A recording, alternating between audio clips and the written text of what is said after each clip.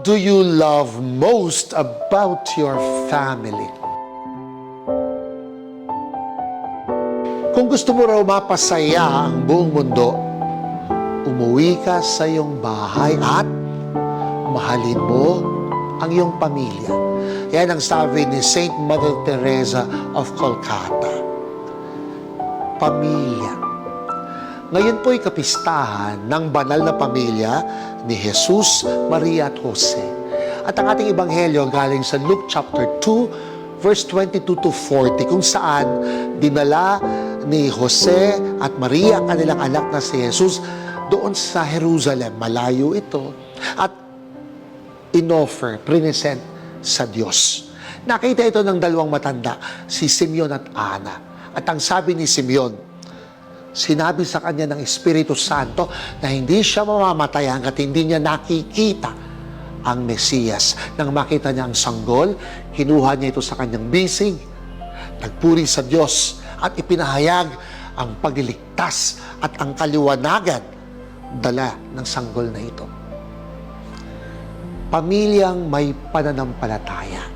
Yan ang katangian ng banal na pamilya, sapagkat ang pananampalatayang ito sa Diyos ang siyang sentro ng kanilang buhay, nagbubuklod at nag-iisa sa puso ng pamilya.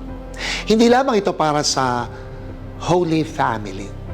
Bawat isang pamilya ay binibigyan ng inspirasyon, binibigyan ng pagkakataon na maging nagkakaisa, nagkakatulungan, nagkakapatawaran. Sapagkat wala namang perpektong pamilya.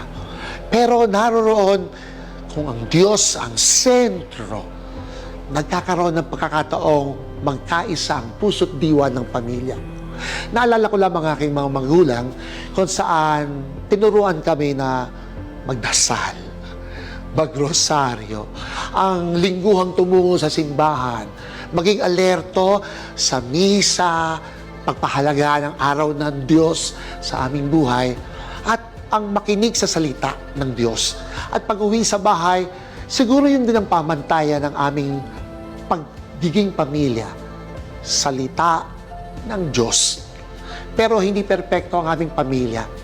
May hindi nakakaintindihan, mayroong paghihiwalay ng kalooban, iba't ibang trahedya at problema.